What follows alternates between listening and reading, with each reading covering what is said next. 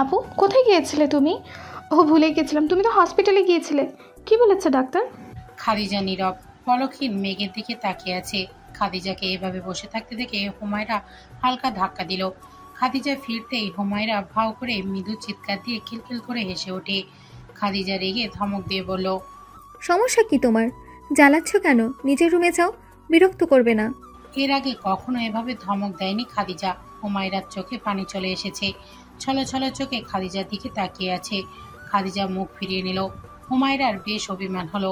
তাই অভিমানী হুমায়রা হালকা নাক টেনে উঠে দাঁড়িয়ে মিনমিন করে বলল, দুঃখিত, আর বিরক্ত করব না। হুমায়রার অভিমানী কণ্ঠ শুনে খাদিজার ঘোর কাটল। হুমায়রার দিকে তাকিয়ে অবাক হয়। নিজের ব্যবহারে আরো বেশি অবাক হয়। হুমায়রা চলে যেতে নিলে খাদিজা খপ করে হাত ধরে টেনে কাছে বসিয়ে বলে, সরি রে, আমার কি যেন হলো, তোকে হঠাৎ বকে দিলাম। প্লিজ অভিমান করিস না। হুমায়রার বেশ অভিমান হয়েছে, তাই মুখ ঘুরিয়ে নিল। খাদিজা মুচকি হেসে বলল, হুমু পাখিটার অভিমান ভাঙাতে হলে কি কান ধরে উঠবোস করতে হবে? হুম। কিন্তু সমস্যা তো আর এক জায়গায়। হুমু পাখির সতীন তো হুমু পাখিকে একটা বাবু দিবে। এই অবস্থায় কিভাবে কান ধরে উঠবোস করবে? হুমায়রা সাথে সাথে খাদিজার দিকে ফিরে জড়িয়ে ধরে বলল, আপু, তুমি আমাকে বকা দাও, মারো, যা ইচ্ছা করো, কিন্তু আমাকে তোমার থেকে দূরে সরিয়ে দিও না। এই যে কান ধরেছি, আর কখনো করব না। হুমায়রা খাদিজার বুকে মাথা রেখে বলল, আপু জানো, আমার মায়ের কথা মনে নেই, বাবার কথাও মনে নেই। দেখতে কেমন ছিল তারা দুজন, কিচ্ছু মনে নেই। তাদের আদর কতটা পেয়েছে, কতটা আমায় ভালোবেসেছে, সেটাও আমার মনে নেই। কিন্তু আমি যখন তোমার কাছে থাকি আর তুমি আমাকে ভালোবেসে খাইয়ে দাও, ঘুমের সময় চুলে বিলি কেটে দাও, চুলে তেল লাগিয়ে দাও, আমাকে গল্প শোনাও, তখন মনে হয় মায়ের আদর বুঝে এরকমই হয়। আমি তখন ভুলে যাই দুনিয়াতে আমার মা নেই। খাদিজার চোখে পানি টলমল করছে। মা ছাড়া বড় হওয়া কতটা কষ্টের সেটা সে জানে, যে মাকে হারিয়েছে। খাদিজা হুমায়রাকে বুকের কাছে চেপে ধরে। কোনোদিন মা হতে পারবে না, তাই হুমায়রাকে মায়ের মতো আদর দিয়ে যথেষ্ট আগলে রেখেছে। আর আজ সে মা হবে। আল্লাহ হয়তো অন্যরকম পরিকল্পনা করে রেখেছেন তার জন্য। দেখতে দেখতে 6 মাস পেরিয়ে গেল খাদিজার প্রেগনেন্সির। এখন রিস্ক আরও বেড়েছে, কারণ খাদিজার গর্ভে টুইন বেবি। খাদিজা ওপরে ভয় না পাওয়ার ভান করলেও ভেতরে ভেতরে ভয় পাচ্ছে। নিজের মৃত্যুর জন্য নয়, সন্তান দুটোকে দুনিয়ায় আনতে পারবে নাকি সেই জন্যই ভয়। সাদের কোলে তুলে দিতে পারবে কিনা সেই জন্য ভয় পাচ্ছে। খাদিজা ইতিমধ্যেই বুঝে গেছে তার কিছু হয়ে গেলে সাদ নিজেকে সামলে নিলেও হুমায়রা নিজেকে সামলাতে পারবে না। মেয়েটা দিন দিন যেন খাদিজার অস্তিত্বের সাথে মিশে যাচ্ছে। তাই খাদিজা এখন হুমায়রাকে সাথে নিয়ে ঘুমায়, আর সাদের রুমে সোফায় ঘুমায়। খাদিজা ভাবে, যদি এই দিনগুলো জীবনের শেষ দিন হয়ে থাকে, তাই এই দুজন মানুষকে নিজের খুব কাছাকাছি রাখতে চাই শেষ সময়ে। হুমায়রা এবং সাদ কোনো কমতি রাখে না খাদিজার যত্নের। সাদকে এখনো জানাতে পারেনি তার সমস্যার কথা। সাদ জানলে ভেঙে পড়বে। খাদিজা আবার নিজের জন্য কিছু সময় চায়। এই বাহানায় হুমায়রা এবং সাদকে একটা আলাদা স্পেস করে দেয়। হুমায়রা প্রথমে ভেবেছিল খাদিজা মা হওয়ার কারণে সাদ খাদিজার দিকে ঝুঁকে পড়বে, আবার সেই অবহেলার জীবনে ফেরত যেতে হবে, একাকিত্বের জীবনে ফিরে যেতে হবে। কিন্তু হুমায়রাকে অবাক করে দিয়ে সাদ এরকম কিছুই করেনি। সে প্রথম থেকেই যতটা দায়িত্বশীল ছিল, এখন আরো বেশি দায়িত্বশীল হয়ে উঠেছে। নাস্তা খেয়ে হুমায়রা খাদিজাকে ধরে ধরে নিচে নামালো। সোফায় বসিয়ে দিয়ে হুমায়রা রান্নাঘরে গেছে রান্না করতে। খাদিজা বসে বসে কোরআন পড়ছিল। এমন সময় কলিং বেল বেজে ওঠে। হুমায়রা আসার আগেই খাদিজা উঠে দরজা খুলে দেখে তার মা দাঁড়িয়ে আছে। সাদও নিচে নেমে এলো। খাদিজা তার মাকে দেখে রেগে গেল, বলল, এখানে আবার কেন এসেছো? মা, আমাকে মাফ করে দে, তোকে না দেখে থাকতে পারছিলাম না। নতুন কোনো প্ল্যান নিয়ে এসেছো সেটা বলো, এসব কথা বাদ দাও। কোনো প্ল্যান নিয়ে আসিনি, আমি তোকে দেখতে এসেছি। তুই মা হবি আর আমাকে জানাসনি কেন রে? প্রয়োজন মনে করিনি। এমন চিৎকার চেঁচামেচি শুনে হুমায়রাও এলো। সাদ বলল, খাদিজা, ওনাকে ভিতরে আসতে দাও, উনি হয়তো নিজের ভুল বুঝতে পেরেছে। ভুল? এটা ভুল ছিল না, ইচ্ছাকৃত ছিল। লিমার দিকে তাকিয়ে বলল, আচ্ছা বা মনে করো তো সেই দিনের কথা, যেদিন এক পাত্রপক্ষ আমাকে মিস্ট্রেস হয়ে থাকার অফার দিয়েছিল। তুমি তাকে যা নয় তাই বলে বকে দিয়েছিলে। কেন? কারণ তোমার মেয়ের সম্মান নষ্ট করতে চেয়েছিল বলে। বাজে প্রস্তাব দিয়েছিল বলে। আর সেই তুমি কিনা ওই মেয়েটাকে কলঙ্কিত করতে চেয়েছিলে, যে তোমার মেয়ের উপর দয়া করে তার স্বামীর ভাগ দিয়েছিল। কিভাবে পারলে মা? বুক কাঁপলো না?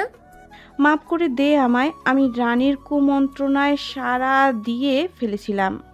ওই মহিলা যেহেতু তোমার এত আপন, তুমি ওই মহিলার কাছেই যাও। প্লিজ আমাকে চলে যেতে বলিস না। এতদিন তোকে না দেখে থাকতে আমার কষ্ট হয়েছে। তুই আমার প্রথম সন্তান। যেদিন তুই দুনিয়ায় এসেছিলি, তোকে কোলে নিয়ে কত যে খুশি হয়েছি সেটা শুধু আমি জানি। বিয়ের দীর্ঘ 9 বছর পর তুই আমার কোলে আলো করে এসেছিলি। সেই তোকে আমি এতগুলো দিন না দেখে কাটিয়েছি।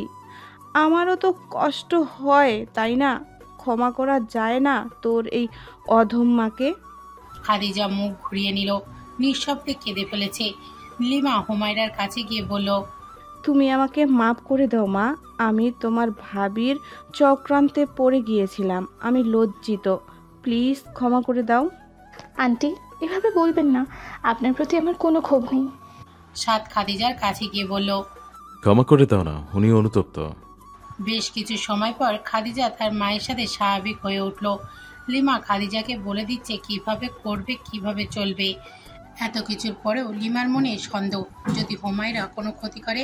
তাই হুমায়রাকে চোখে চোখে রাখে লিমা, কিন্তু তেমন কিছুই পায় না। রাতের বেলা খাদিজার সাথে কথা বলতে যাওয়ার জন্য লিমা রুমের কাছে এসে দেখলো হুমায়রা খাদিজার পায়ে তেল মালিশ করে দিচ্ছে। আরাম পেয়ে খাদিজা আরও গভীর ঘুমে তলিয়ে গেছে। লিমা মনে মনে বলল, আমার মেয়েটা সবচেয়ে সুরক্ষিত স্থানে আছে। লিমা শান্তি পেল। মুখে না বললেও মনে মনে হুমায়রার জন্য দোয়া করলো। পরের দিন লিমা চলে গেছে। দেখতে দেখতে খাদিজার ডেলিভারি দিনও চলে এসেছে। লিমা হুমায়রা সব গুছিয়ে হসপিটালের উদ্দেশ্যে বেরিয়ে গেল। খাদিজাকে নিয়ে অ্যাম্বুলেন্সে করে সাদ এগিয়ে চলে গেছে। ডেলিভারির সময় ভীষণ ভয় পেয়ে যায় খাদিজা। সাদের হাত শক্ত করে ধরে কেঁদে ফেলে। হুমায়রা দম মেরে বসে আছে। সাদ অনেক বুঝিয়ে ডেলিভারি রুমে পাঠিয়েছে। প্রসব বেদনা শুরু হওয়ার সাথে সাথেই খাদিজার মনে আলাদা এক শক্তি এসে ভর করে। চেহারার সামনে হুমায়রা এবং সাদের মুখটা ভেসে ওঠে। এবার যেন একটা অদৃশ্য শক্তি তাকে সাপোর্ট করছে। হুমায়রা কোথায়? ও মা, আমি বাবুর বাবা আছি। আমাকে দিচ্ছ না কেন বাবুকে কোলে নিতে? প্রথমে সতীনকেই খুঁজছ? চুপ করো আর বলো হুমায়রা কই? তুমি গিয়ে খোঁজো তোমার সতীনকে। আমি উঠতে পারলে তোমাকে আর বলতাম না। হুমায়রা ভেতরে এসে বলল, কি হয়েছে? ঝগড়া করছো কেন তোমরা? আয় এদিকে, আমার বাবুদের আগে তুই কোলে নিবি। হুমায়রা তাড়াতাড়ি কাছে গেল। খাদিজার 2টা টুইন মেয়ে হয়েছে। হুমায়রা বিছানায় বসতেই কোলে নিল দুজনকে। 2টা পুতুল হয়েছে তোমার আপু? তোর মতো হয়েছে। আর ওরা তোরও মেয়ে। সত্যি? আমাকেও আম্মু ডাকবে? তো তুমি কি চাও, খালাম্মা ডাকো? সাদ বলল। সবাই হেসে ফেলল। হুমায়রা ভেঙচি দিয়ে বাবুদেরকে আদর করতে ব্যস্ত। এরপর সাদ এবং লিমা কোলে নিল বাবুদের। খাদিজা হুমায়রার মাথায় হালকা চাপড় মেরে বলল, কি ভাবছিস? ওদের নাম কি রাখা যায় সেটা ভাবছি। ও ভুলে গেছি, এক্ষুনি আসছি আমি। এই মেয়ে দাঁড়াও, আমিও আসছি। সাদের গভীর কণ্ঠ পেয়ে হুমায়রা থেমে গেল। তারপর বেরিয়ে যায় কেবিন থেকে। লিমা নাতনিকে কোলে নিয়ে আদরে আদরে ভরিয়ে দিচ্ছে সারা মুখে। খাদিজা হেসে বলল, কাঁদছো কেন? আমার সেই ছোট্ট খাদিজা আর ছোট্ট ছোট্ট দুটো সন্তান জন্ম দিয়েছে। ওদের কোলে নিতেই সেই দিনের কথা মনে পড়ে গেল, যেদিন প্রথম আমি তোকে কোলে নিয়েছিলাম। কি যে খুশি হয়েছিলাম আমি! আল্লাহর দরবারে কত যে শুকরিয়া জানিয়েছি। খাদিজা হেসে তার মাকে জড়িয়ে ধরল। এরই মধ্যে সাদ হুমায়রা ফিরে এলো, হাতে একটা প্যাকেট। হুমায়রা বাবুদের সামনে বসে প্যাকেট থেকে খেজুর মুখে দিয়ে চিবিয়ে ওদের মুখে দিল। সাদকে বলল দুজনের কানে আজান দিতে। সাদ তাই করল। হুমায়রা অনেক চিন্তা করে বলল, আমি 2টা নাম ঠিক করেছি। বলো শুনি। রায়হান বিনতে আফরা নাওয়ার এবং রায়হান বিনতে জুহি তাবাসসুম। কেমন? মাথা নিচু করে বলল হুমায়রা। সাদ বলল, অর্থ তো খুবই সুন্দর। তাহলে এই দুটাই থাক। কি বলো মা? খাদিজা বলল, তাহলে 7ম দিনে আকিকা করে ফেলবো আমার রাজকন্যাদের, ইনশাল্লাহ। খাদিজাকে আগামীকাল ছাড়া হবে, তাই আজকে হসপিটালে থাকতে হবে। হুমায়রা ঠিক করলো সে থাকবে খাদিজার সাথে। সাদ চেয়েছিল থাকতে, কিন্তু খাদিজা নিজেই বলল হুমায়রা যেন থাকে। সাদ একটু অভিমান করার ভান করে বলল, আমার বাবুদের কাছে আমাকে থাকতে দিচ্ছ না, এ কেমন বিচার? এটা দুই সতীনের বিচার। ও মা, আমার বাবুদের কাছে আমরা মায়েরাই থাকবো, তোমাকে দরকার নেই, ভাগো। আর চোখে দুজনের দিকে তাকালো। দুজন মুখ টিপে হাসছে। সাদার কিছু বলল না। আপরা এবং জুয়ের কপালে চুমু দিয়ে দুই বিবির উদ্দেশ্যে বলল, আপনার আসার দরকার নেই তো, আমি আপুকে দেখে শুনে রাখতে পারবো। হ্যাঁ সাদ, তোমার আসার দরকার নেই, আমরা দুজন থাকতে পারবো। সাদ দুজনের দিকে কড়া দৃষ্টিতে তাকাতেই দুজন থেমে গেল। সাদ বলল, আমাকে গায়রতি পুরুষ মনে করো? আমার দুই বউকে রেখে আমি আরাম করে বাসায় পড়ে থাকবো? কারো কথা শুনছি না আমি। যতই পেটে পেটে বুদ্ধি পাকাও না কেন, আমাকে সরাতে পারবে না। দুজনের সিকিউরিটি গার্ড হিসেবে আমি সর্বদা নিয়ে যেত। আমরা পেটে পেটে কোনো বুদ্ধি পাকাচ্ছি না। সেজন্যই নার্সকে দিয়ে আইসক্রিম এনে রেখেছ, আমি চলে গেলে যাতে খেতে পারো। তুমি না আজ বাচ্চা জন্ম দিলে, তুমি আইসক্রিম খাওয়ার ধান্দায় আছো। তুমি কিভাবে জানলে? আমাকে বোকা ভাবছো? হ্যাঁ, শকুনের নজর। হুমায়রা মুখ ভেঙিয়ে বলল, যেই নজরই হোক, আমার নজর থেকে দুজন বাঁচতে পারবে না, তাই সব কুবুদ্ধি মাথা থেকে ফেলে দাও। লিমা বাহিরে বসে আছে, গ্লাসের ভেতরের দিকে তাকিয়ে দুই সতীনের কাণ্ড দেখছে। সাত কিছু নাস্তা পানি আনতে গেছে দুজনের জন্য। খাদিজার বান্ধবী নাজদিন খাদিজাকে দেখতে এসে লিমার পাশে বসে বলল, আন্টি, এই মেয়েটা কি খাদিজার কোনো বান্ধবী নাকি কাজিন? আগে কখনো দেখিনি। ওরা দুজন সতীন। নাজনীন বিস্ফোরিত চোখে তাকালো লিমার দিকে। লিমা ওদের দুজনকে দেখছে আর মুচকি হাসছে। নাজনীন আবার তাকালো। দুজন কি নিয়ে যেন বেশ হাসাহাসি করছে। এদের তো কোনো অ্যাঙ্গেলেই সতীন মনে হয় না। তাহলে? লিমা হেসে নাজনীনকে বলল, দেখে মনে হচ্ছে না একই মায়ের গর্ভে জন্মানো দুজন বোন? হুম। ওদের চলাচল দেখলে মাঝে মাঝে আমি নিজেই কনফিউজড হয়ে যাই জানো। কেন? মনে হয় এই দুটোকে আমি জন্ম দিয়েছি, অথবা এই দুটো অন্য কারো পেট থেকে জন্ম নিয়েছে। এত মিল দুজনের মাঝে, অথচ দুজন দুই পথের বাসিন্দার ছিল। সত্যি আশ্চর্যজনক, এমন সম্পর্ক আমি কখনো দেখিনি। লিমা প্রশান্তির নিঃশ্বাস ছেড়ে বলল, আমিও কখনো দেখিনি। শোনো, এত যে নিজের মেয়ে বলছিস, তোকে দিয়ে আমি কি করাবো জানিস? কি করাবে? আমার বাবুদের হাগুমুতুর কাঁথা তোকে দিয়ে ধোয়াবো। শোনো, এমন শয়তানি হাসি দিয়ে লাভ নেই। ওরা বড় হলে আমার কথা শুনবে, তখন তোমাকে দিয়ে ওদের কাজ করাবো। ইস, কি বাজে হাসি তোর। লেগেছে নাকি? এমন ভিলেনি হাসি দিয়ে লাভ নেই। তোকেই খাওয়াতে হবে, পড়াতে হবে, রাতের বেলা ওদের দেখাশোনা করতে হবে, আর আমি নাক ডেকে ঘুমাবো। হুমায়রা জুহিকে কোলে নিল। আপরা ঘুম। জুহিকে কোলে নিয়ে বুকের সাথে আলতো চেপে ধরে বলল, আমি সব করব, তাও এতটুকু কষ্ট পেতে দিব না। দেখা যাবে। ওকে দেখে নিও। হুমায়রা জুহিকে আদর করতে ব্যস্ত হয়ে গেল। খাদিজা ওদের দিকে তাকিয়ে মনে মনে বলল, আমি চাই তুই ওদের মা হয়ে ওঠ হুমু পাখি। যেদিন আমি থাকবো না, সেদিন যেন ওদের কারণে তুই নতুন করে আবার বাঁচতে শিখে যাস। তোকে নিয়ে খুব টেনশন হয় আমার। আমি না থাকলে কে তোকে আগলে রাখবে? সাত তো কাজের জন্য বাইরে যাবে, তখন এই ছোট্ট দুইটা পাখি তোকে বাঁচিয়ে রাখবে। খাদিজা চোখের কোণে পানি মুছে নিল হুমায়রার অজান্তেই। হুমায়রা আর বাবুর কাণ্ড দেখছে। বাবুটার সাথে হুমায়রা একদম বাবু হয়ে গেছে। পুরো বাসা ধোয়া মোচা করে পরিপাটি করে সাজানো হয়েছে। খাদিজার রুমের একপাশে বাবুদের ছোট্ট একটা আলমারি রাখা হয়েছে, একটা দোলনা রাখা হয়েছে যাতে দুজনকে রাখা যায়। সব গুছিয়ে হুমায়রা নিজেও গোসল করে নিল। একটু পর খাদিজাকে এবং বাবুদের আনা হবে। খুশিতে আর তর্স হয়েছে না যেন। হুমায়রা একটা বেবি পিঙ্ক কালারের থ্রি পিস পরে পরিপাটি হয়ে অপেক্ষায় আছে কখন কলিং বেল বাজবে আর সে দৌড়ে গিয়ে দরজা খুলে দিবে। কিছুক্ষণ রুমে পায়চারি করে ভাবলো এরকম না করে বসে বসে জিকির করাই উত্তম। এতে সময়ও পাস হবে, কিছু আমলও হবে। কলিং বেলের শব্দ কানে আসতেই হুমায়রা বাতাসের বেগে দৌড়ে গিয়েছে। দরজা খুলেই হাসি হাসি মুখ করে দাঁড়ালো। সাদ খাদিজা হেসে ফেলল হুমায়রার কৌতূহল দেখে। হুমায়রা সবাইকে সালাম দিয়ে আপরাকে কোলে নিয়ে নিল। দুজন টুইন হলেও মনে হয় না টুইন, চেহারার গঠন আলাদা আলাদা। সবাই খাদিজার রুমে গিয়ে অবাক, ডেকোরেশনের খুব সুন্দর হয়েছে। খাদিজা হেসে বলল, বাহ হুমু পাখি, খুব সুন্দর সাজিয়েছিস তো। তোমার পছন্দ হয়েছে? তোর মেয়েদের পছন্দ হলেই হলো। সাত জুইকে দোলনায় শুয়ে দিয়ে বলল, আমি ফ্রেশ হয়ে আসছি। পাখি, আমার কাপড় দিয়ে যাও।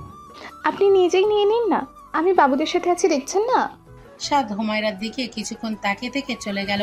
খাদিজা মুচকি হেসে আপরাকে হুমায়রার কোল থেকে নিয়ে বলল, আগে স্বামীর আদেশ পালন করো, গে যাও। আমি আর মা আছি বাবুদের সামলাতে। হুম। হুমায়রা রুমে ঢুকে আলমারি থেকে কাপড় বের করে বেডের উপর রাখলো। পেছন ঘুরে দাঁড়াতেই সাদের মুখোমুখি হয়ে গেল। হুমায়রা একটু ঘাবড়ে গেছে। সাদ কিছু বলছে না, কিন্তু এমন একটা দৃষ্টি নিক্ষেপ করেছে তাতেই ভেতরে ভয় কাজ করলো।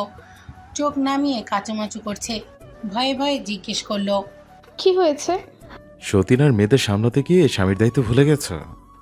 আসলে আমি খেয়াল করেছি বেশ কদিন ধরে লুকোচুরি খেলছো। কেন? তেমন কিছু না, আপনি ভুল ভাবছেন। যত্ন নিয়ে ভুলে গেছো আমার। সরো, কাপড় নিতে দাও। হুমায়রা সরে গিয়ে মাথা নিচু করে দাঁড়িয়ে আছে। এই কয়েকদিন সাদ হুমায়রাকে কাছে রেখেছে, একটু সময় চেয়েছে, পাশে বসতে বলেছে, কিন্তু হুমায়রা ইগনোর করেছে। খাদিজাকে নিয়ে এত বেশি এক্সাইটেড হয়েছিল যে এদিকে একজন যে কষ্ট পাচ্ছে সেটা খেয়াল করেনি। হুমায়রা সাদের দিকে তাকালো। সাদ হুমায়রার দিকে পিট করে দাঁড়িয়ে আছে। পেছন থেকে দেখেই বোঝা যাচ্ছে ক্লান্ত হাতে শার্টের বোতাম লাগাচ্ছে। এই কয়েকদিন খুব বেশি চাপ গেছে ছাদের উপর। তারপরও এই মানুষটা একটুও বিরক্ত প্রকাশ করেনি। নিজের সর্বোচ্চ চেষ্টা করেছে যাতে দুই বিবির কেউই কষ্ট না পায়। কাঁধে চিমটি কাটায় ব্যথা অনুভব হতেই সাদ ঘাড় ঘুরিয়ে তাকালো। হুমায়রা ওর দিকে বোকার মতো তাকিয়ে আছে। ইতিমধ্যে চোখের কোণে পানি জমে গেছে। সাদ কপাল কুঁচকে মুখ ঘুরিয়ে নিল। হুমায়রা পেছন থেকেই জাপটে ধরে ফুপিয়ে কেঁদে ওঠে। সাদ পাত্তা দিল না। হুমায়রাকে নিজের থেকে ছাড়িয়ে নিতে চাইলে সে আরো শক্ত করে নিল হাতের বাঁধন। সাদ বিরক্তি হয়ে বলল, কি শুরু করেছো? কি ছাড়ো, ভালো লাগছে না। প্লিজ মাফ করে দিন, আর এমন হবে না, ছাড়ো। প্লিজ। হুমায়রা কাঁদো কাঁদো মুখ করে সাদের সামনে এসে শক্ত করে জড়িয়ে ধরল। সাদ রাগ দেখানোর ভান করে বারবার ছাড়িয়ে নেওয়ার চেষ্টা করছে, আর হুমায়রা ততই শক্ত করে জাপটে ধরে রেখেছে। এক পর্যায়ে সাদ চুপ করে গেল। হুমায়রা মুখ তুলে বলল, প্লিজ মাফ করে দিন, আর এমন হবে না। বাসায় বাবু আসবে, সেই খুশিতে আপনার দিকে নজর দিন। প্লিজ আর রেগে থাকবেন না। হুম। রাগ কমেছে? যখন পিছন থেকে জড়িয়ে ধরেছ তখন রাগ কমে গেছে। তার মানে এতক্ষণ আপনি নাটক করেছেন? একটু একটু। সাদ ঠোঁট টিপে হাসলো। হুমায়রা প্রথমে রেগে গেল, পরে সাদকে জড়িয়ে ধরে বলল, হুম, আপনাকে অনেক ভালোবাসি, তাই সব মাফ করে দিলাম। তাই বুঝি? হুম। আচ্ছা, বাবুদের আশায় খুশি হননি? প্রথমবার বাবা হয়েছি, খুশি না হওয়ার কারণ তো দেখছি না। তুমি, আমি, খাদু পাখি আর আমাদের দুটো পাখি যোগ হয়েছে, খুব বেশি খুশি। না চাইতেন আল্লাহ আমাকে অনেক সুখ দিয়েছেন জীবনে, আলহামদুলিল্লাহ। আমি অনেক খুশি। ওরা যখন বড় হবে আমি ওদের সাথে পুতুল খেলতে পারবো, তাই না? সাদ শব্দ করে হেসে পেল। হুমায়রার বোকার মতো তাকিয়ে থেকে বলল, হাসছেন কেন? হাসির কিছু বলেছি কি? পাখিটা, তোমার এই কথাগুলো এত কিউট যে ইচ্ছে করে একদম লুকিয়ে রাখি এই বুকের মাঝে। খাদিজা আমার জীবনের প্রথম আসলেও তুমি আমার জীবনের প্রথম দুর্বলতা। তোমার কাছে আসলে আমি অন্যরকম হয়ে যাই। আমার হুমু পাখিটা। সাদ টুপ করে চুমু বসে দিলেও হুমায়রার নাকে। হুমায়রা লজ্জা পেয়ে সাদের বুকে মুখ লুকিয়ে নিল। সাদ হেসে বলল, আর আমাকে সিঙ্গেল রেখো না। ঘরে দুই দুইটা বিবি থেকেও রাতে আমাকে সিঙ্গেল ঘুমাতে হয়। হায় কপাল আমার। হাসছো তাই না? আমি শোধ নেব, মনে রেখো। হুমায়রা ঢোক গিলে সাদের দিকে তাকিয়ে বলল, আপনি কি এখন ঘুমাবেন নাকি বাবুদের কাছে যাবেন? নাস্তা খাবেন না? অন্য কিছু চাই। হুমায়রা মুখ নামিয়ে নিল। ভীষণ লজ্জা পেয়েছে। সাদের স্পর্শে একদম মিয়ে গেল। অনেকগুলো দিন পেরিয়েছে। বাবুরা এখন দেয়াল ধরে হাঁটতে পারে। দুজনকে খাইয়ে দিয়ে তাদেরকে ঘুম পাড়িয়ে দিল। খাদিজার সোফায় বসে বসে হুমায়রার কাজ দেখছে। সংসারের প্রতি একটা অবহেলা জন্মেছে খাদিজার মধ্যে। একটু আগেও বাবুরা খুব কাজ ছিল। খাদিজার সোফায় বসে থেকে ওদেরকে কোলে নিল না। হুমায়রা দৌড়ে এলো। খাদিজার দিকে তাকিয়ে ছুটে আপনা জয়ীকে কোলে তুলে নিল। হুমায়রা কোলে যেতেই দুজনেই চুপ হয়ে গেল। দুজনকে শুয়ে দিয়ে হুমায়রা খাদিজার পাশে বসলো। খাদিজা অন্যদিকে মুখ ঘুরিয়ে নিয়েছে।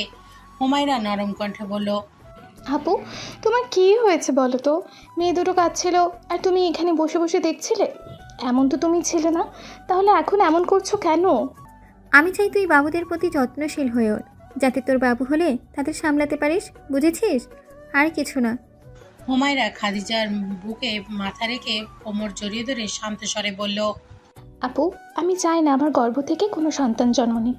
আমার সন্তান হওয়ার পর যদি আমি আফরার জুহিকে সতীনের সন্তান নজরে দেখা শুরু করি, এরপর রবের কাছে গিয়ে আমি কি জবাব দেব? তাই বলে আমি শঙ্কাবোধ করি আপু। কখন আমার নফস আমাকে উস্কে দেয় বলা যায় না, কখন আমি শয়তানের চক্রান্তে বন্দী হয়ে যাই জানি না। তাই আমি সবসময় দোয়া করি আফরার জুহি যেন আমার সন্তান হয়ে থাকে। খাদিজা টলমলো চোখে আফরার জুহির দিকে তাকিয়ে আছে। হুমায়রাকে জড়িয়ে ধরে চোখ বন্ধ করে নিল। মনে মনে বলল, আমায় ক্ষমা করে দে হুমু পাখি, তোর সাথে অনেক অন্যায় করেছি। আজকের মতো এমন সমাজেও তোর মতো এমন উদার মনের কেউ আমার সতীন হয়েছে। আমি ভাগ্যবতী, সত্যি খুব ভাগ্যবতী। বাবুদের 2 বছর হয়েছে, এখন আধো আধো বলিতে কথা বলতে পারে। সাদকে বাবা বা বলে ডাকে, খাদিজাকে মা বলেই ডাকতে পারে, আর হুমায়রাকে মাম্মা বলে ডাকে। সাথে রেডি হয়েছে কাজে যাওয়ার জন্য। খাদিজা রুমে ঢুকে ভুরু কুচকে তাকিয়ে রইল সাদের দিকে। সাদ সেদিকে তাকিয়ে বলল, কি ব্যাপার, মহারানীকে হট মনে হচ্ছে? সাদ মিটি হাসলো। খাদিজা কপট রাগ দেখিয়ে বলল, স্যাট আপ, আমাকে কিছু টাকা দিয়ে যাও, আজকে আমি শপিংয়ে যাব। হঠাৎ? আগে তো শপিংয়ের নাম শুনলে 203-এর হা হতোষ ভাবছিল। আমাকে দিয়ে কামড়া খাটিয়েছ। উফ থামো তো, ভুল করেছি, তোমাকেই বলেছি কি কি লাগবে। একটু গরমিল হলে আজকে বাসায় জায়গা পাবে না। ওরে বাবা, থাক বউ, টাকা দিয়ে দিচ্ছি, তুমি চলো আমার সাথে, নিজেই কিনে নেবে সব। এই তো লাইনে এসেছো। বউগুলো আসলেই আজব প্রাণী। বিড়বিড় করে বলল সাদ। সোনালি পারে সাদা শাড়ি কিনলো খাদিজা। অনেক দোকান ঘুরে তারপর পেয়েছে। এবার গেল কসমেটিক্সের দোকানে। গোল্ডেন কালারের বড় বড় 2 জোড়া ঝুমকো নিয়েছে, লাল 4 ডজন কাচের চুড়ি, ভিন্ন মিষ্টি সুবাসের 2টা পারফিউম। কেনাকাটা শেষ করে গাড়িতে বসে খাদিজা সাদের উদ্দেশ্যে বলল, পারফিউমগুলো লাগিয়ে আমি আর হুমু তোমাকে মাতাল করে দেব। সাদ মুচকি হাসলো। খাদিজাকে বাড়ির সামনে নামিয়ে দিল। খাদিজা যাওয়ার আগে সাদকে বলল, শোনো না, আসার সময় 2টা বেলি ফুলের মালা নিয়ে এসো প্লিজ। আচ্ছা, নিয়ে আসবো। যদি ভুলে যাও তাহলে আজকে রাতে সিঙ্গেল থাকতে হবে। ভুলবো না। আজকে বিকেলের দিকে চলে এসো। জো হুকুম রানী সাহেবা। সাদের গালে চুমু দিয়ে বেরিয়ে এলো বা গাড়ি থেকে। সাদ মুচকি হেসে চলে গেল। ইদানিং খাদিজা বেশ টেনশনে আছে, কারণ এখন প্রায় সময় প্রস্তাবের সাথে ব্লাড যাচ্ছে। কেন এমন হচ্ছে কিছুই বুঝতে পারছে না। এদিকে আপরে এবং জুই হুমায়রা বলতেই পাগল। এখন সব কথা সুন্দর করে বলতে পারে, মাঝে মাঝে কথা মুখে আটকায়। আজ সাদে যাওয়ার পরেই হুমায়রাকে বলে খাদিজা বেরিয়ে গেছে। উদ্দেশ্য হসপিটাল। প্রায় 2 মাস ধরেই এমন সমস্যা হচ্ছে, একটু চেক আপ করানো উচিত। নাজনীনের কাছে সব খুলে বলতেই নাজনীন হতাশ মুখে বলল, আগে কিছু টেস্ট করানো দরকার। সব টেস্ট করিয়ে এখন বসে আছে, একটু পরেই রিপোর্ট দিবে। খাদিজার মনে ভয় হচ্ছে খুব। নাজনীন ডাক দিতেই খাদিজা ভেতরে গেল। নাজনীন বলল, একটা খুশির খবর আছে, সঙ্গে একটা দুঃখের খবর আছে। কোনটা আগে বলবো? খুশিটাই বল। তুই আবারও কনসেপ্ট করেছিস। খাদিজা প্রথমে থমকে গেল, কিন্তু পরক্ষণে খুশি হলো। চোখে পানি চলে এসেছে, ঠোঁটে হাসি ফুটে উঠেছে, হাতটা পেটে চলে গেল। নাজনীন সেদিকে তাকিয়ে একটা দীর্ঘশ্বাস ফেলে বলল, এবার আর কোনো ওয়ে নেই তোর বাচ্চা জন্ম দেওয়ার। মানে? খাদিজা, তোকে আমি অনেক আগে থেকে বলে আসছি চিকিৎসা করা। তোর টিউমার পুরো জরার মধ্যে ছড়িয়ে পড়ছে, অসংখ্য টিউমার। এবং এখন তোর জীবনের ঝুঁকি আরও বেশি, সাথে বাচ্চাদের তো রয়েছে। এবং আমি আশা করছি এরাও তোর টুইন বেবি হবে, আর তোর জরায়ুর চাপ নিতে পারবে না।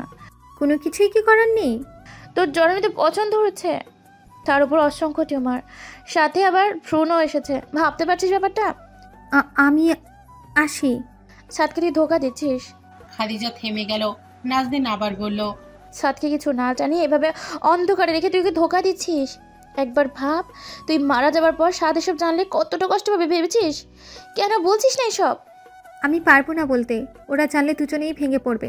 আর হুমায়রা, ওই মেয়েটা জানলে? না না, আমি এসব কাউকে বলবো না, আমি আসি। খাদিজা বেরিয়ে এলো। নাজনীন বেশ কয়েকবার ডেকেছে, কিন্তু সাড়া দেয়নি। বাসায় চলে এসেছে। সারাটা পথ ভেবেচিন্তে একটাই সিদ্ধান্ত নিয়েছে, যা হবার হবে, কিন্তু এসব কাউকে জানাবে না। পরের দিন ওরা গ্রামে গেল। খাদিজা লতিফার সাথে দেখা করে সেই শিউলি গাছটার কাছে গেল। গাছটা অনেক বড় হয়েছে, বিশাল একটা অংশ জুড়ে ছায়া দিয়ে দাঁড়িয়ে আছে। এই একটা মাস অন্যরকম কেটেছে সবার। খাদিজা সবাইকে এত মাতিয়ে রেখেছে যে বলার বাইরে। সাদ এবং হুমায়রা খাদিজাকে বুঝে উঠতে পারছে না। কিছুদিন খুব মনমরা থাকে তো কিছুদিন সবাইকে আনন্দে মাতিয়ে রাখে। তুমি দিন দিন এত রূপবতী হয়ে যাচ্ছ, কারণ কি? কিছুই না। সাদ মুচকি হাসলো। খাদিজাও দিন দিন খাদিজা যেন আরো রূপবতী হয়ে যাচ্ছে। সেদিন হুমায়রাও কথাটা বলল। খাদিজা হেসে উড়িয়ে দিয়েছে। খাদিজাকে এখন দেখলে মনে হয় 14 বছর বয়সী কোনো যুবতী যে সদ্য যৌবনে পা দিয়েছে। সাদের ভালোবাসা আরো বেড়ে গেছে ইদানিং। সকালবেলা সাদ রেডি হয়ে নিল কাজে যাওয়ার উদ্দেশ্যে। খাদিজা এসে গলা জড়িয়ে ধরে বলল, আজ যেও না প্লিজ। কেন? আজ আমাদের সাথে থাকো, আমাদের সাথে সময় কাটাও। আমার না খুব চটপটি খেতে ইচ্ছে করছে, তোমার হাতে বানানো। আমাকে দিয়ে কাজ করানোর বুদ্ধি এঁটেছে দুজন, বুঝেছি। ঠিক আছে, খাওয়াবো। সবাই মিলে বেশ হাসি আনন্দে সকালটা পার করলো। হুমায়রা বাবুদের সামলাচ্ছে। খাদিজার ঘুম পাচ্ছে বলে সেও রুমে চলে গেল। বেচারা সাদ বিবিদের জন্য এখন রান্না করছে রান্নাঘরে। দুই সতীন মুখ টিপে হেসে চলেছে। দুপুর গড়িয়ে বিকেল। খাদিজা ঘুম থেকে ওঠার নাম নেই। বাবুদের ঘুম পাড়িয়ে হুমায়রা খাদিজার রুমে আসলো। বেশ কয়েকবার আপু আপু বলে ডাকলো। সাদ এসে কানের কাছে ফিসফিস করে বলল, খাদু পাখি আমার চটপটি রেডি কিন্তু। খাদিজা সারা শব্দ নেই। সাদ কপালে চুল সরিয়ে চুমু দিয়ে আবার ডাকলো। সারা শব্দ না পেয়ে হুমায়রাকে ডাকতে বলে সাদ রান্নাঘরে চটপটি দেখতে গেছে। চটপটির পাতিল চুলা থেকে নামিয়ে আবার উপরে এলো। রুমে ঢোকার সময় হুমায়রার কান্নাজড়িত কণ্ঠ শুনে সাদের বুকটা মোচড় দিয়ে ওঠে। তাড়াতাড়ি রুমে এসে দেখলো হুমায়রা হাত ধরে বসে আপু আপু বলে ডাকছে। সাদ আসতেই হুমায়রা বলল, দেখুন না, আপু কেন যেন উঠছে না। এতবার ডাকলাম তাও উঠছে না। আপনি ডাকুন তো, আমার সাথে মনে হয় রাগ করেছে। সাদ কাঁপা কাঁপা হাতে খাদিজার পালস চেক করে হুমায়রার দিকে তাকালো। নিজেকে তো সামলে নেবে, কিন্তু এই মেয়েটাকে কিভাবে সামলাবে ভাবতে পারছে না। সাদ নাজনীন লিমা দুজনকে কল দিয়ে আসতে বলেছে। নিজেও ব্যাগ গুছিয়ে নিল। অ্যাম্বুলেন্স ডাকা হলো। ইতিমধ্যে কান্নার আওয়াজ শোনা যাচ্ছে। হুমায়রার বোকার মতো চেয়ে আছে শুধু। খাদিজার দুই বোনও চলে এসেছে। আপরা জুই ঘুম থেকে উঠে আজ হুমায়রার কাছে না গিয়ে খাদিজার কাছে গিয়েছে। মা মা বলে ডাকছে। খাদিজার দিক থেকে সাড়া না পেয়ে হুমায়রার কোলে বসে সবাইকে দেখছে দুজন। হুমায়রা এখনো বেওকুবের মতো তাকিয়ে আছে। লিমা দুই নাতিনকে রেডি করিয়ে নিল। সাদ হুমায়রাকে রুমে এনে বোরকা পরিয়ে দিয়েছে। হুমায়রা সাদের হাত ধরে বলল, আমরা কোথায় যাচ্ছি? গ্রামে।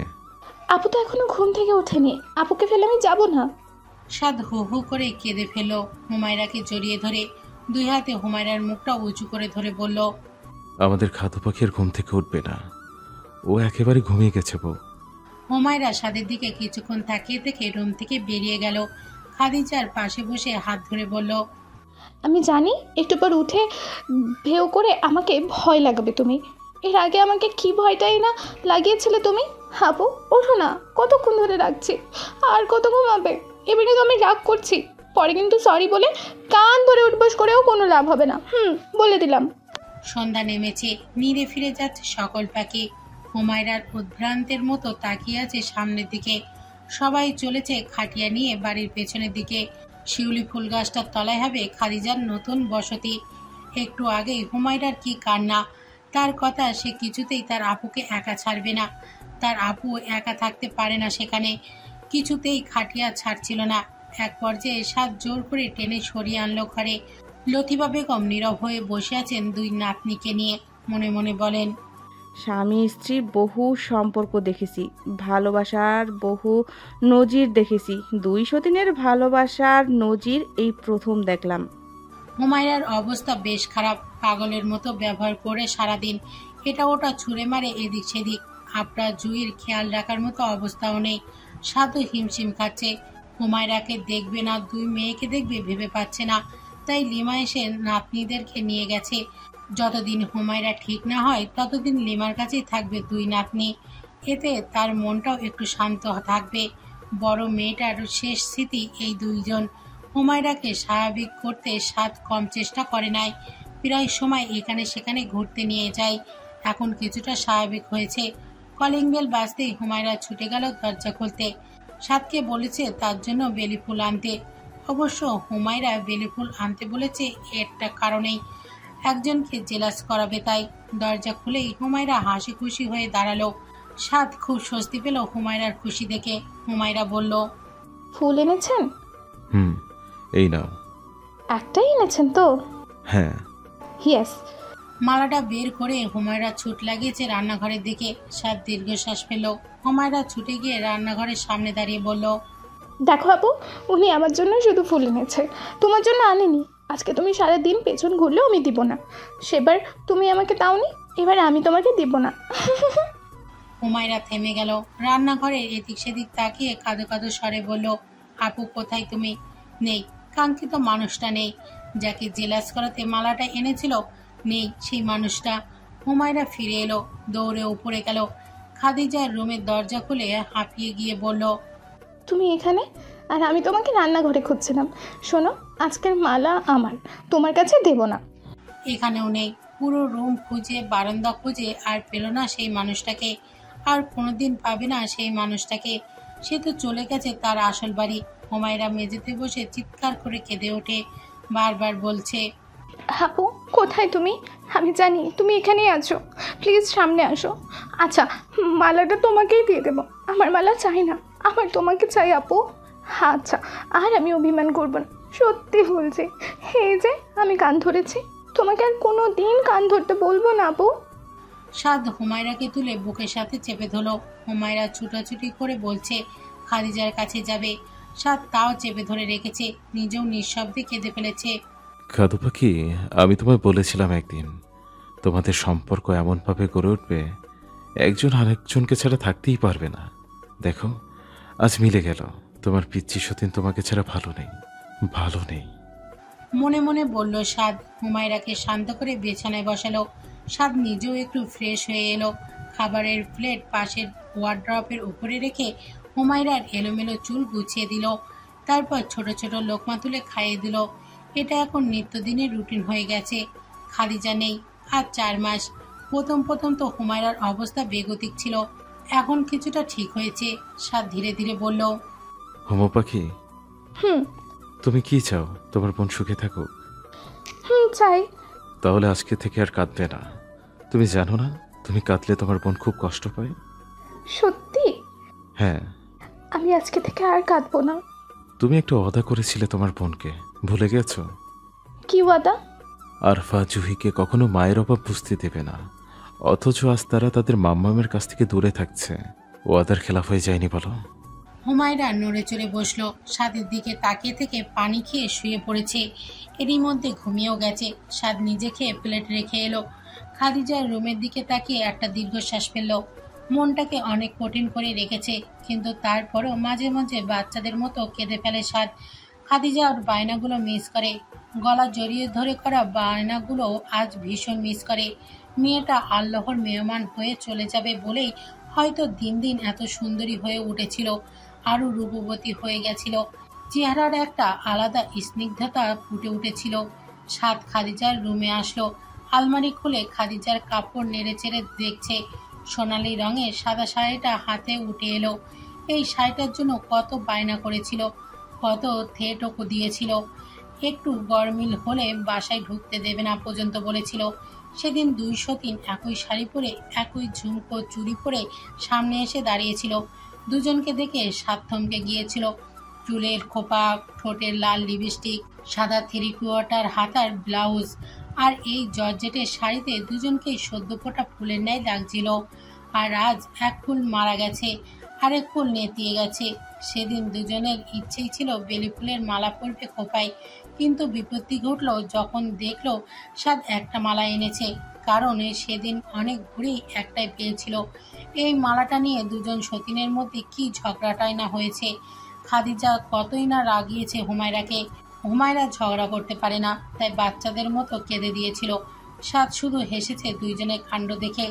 এসব ভাবছিল আর আনমনেই হাসছিল সাদ। শাড়িটা রাখতেই কিছু খাম নিচে পড়ে গেল। সাদ কৌতূহলী নিয়ে সেগুলো হাতে তুলে নিল। মেডিকেল রিপোর্ট দেখে ভুরু কুঁচকে ফেলেছে। খাম খুলতেই একটা চিরকুট বেরিয়ে এলো। চিরকুট পরে হেসে ফেলল সাদ।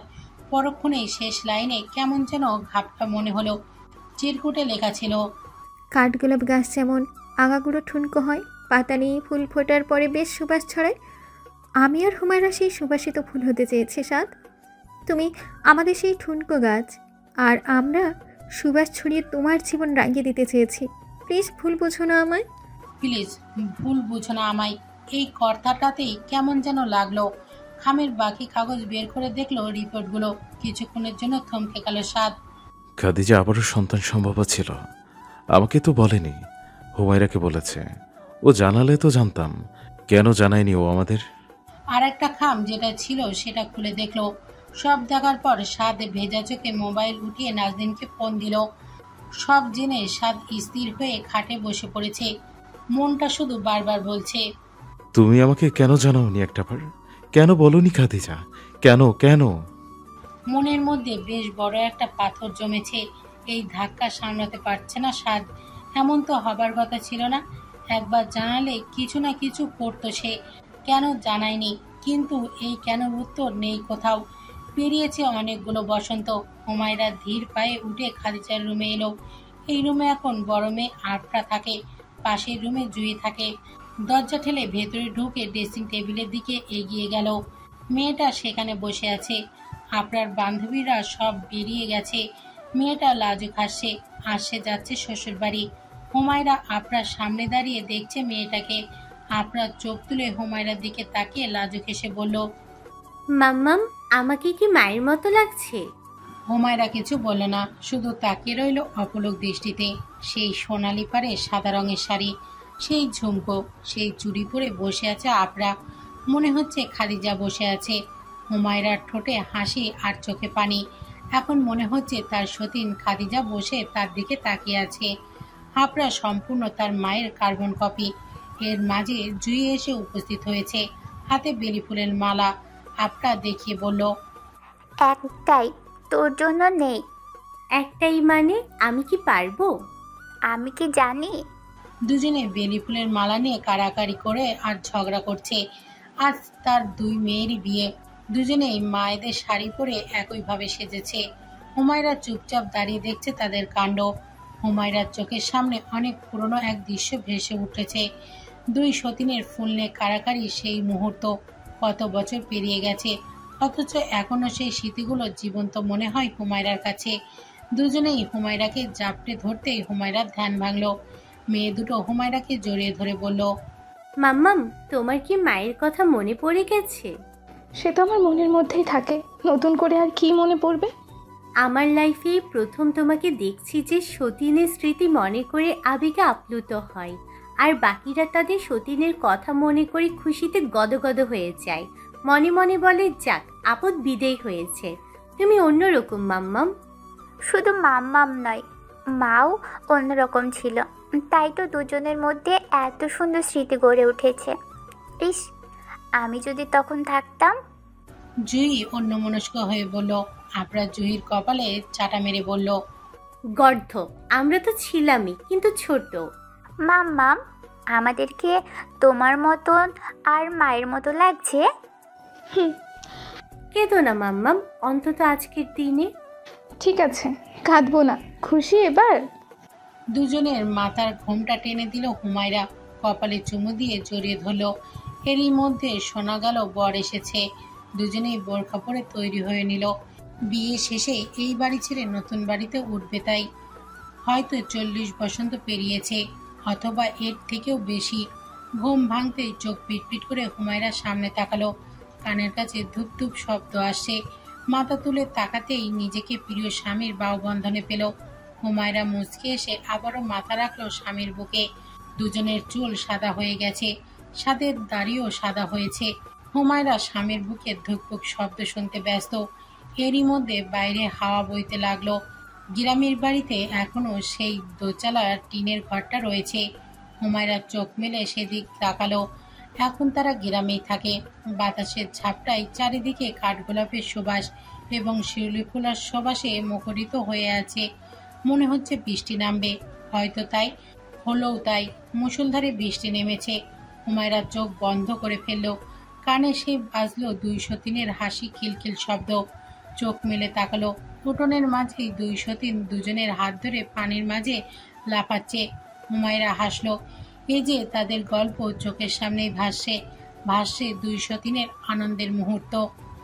সমাপ্ত।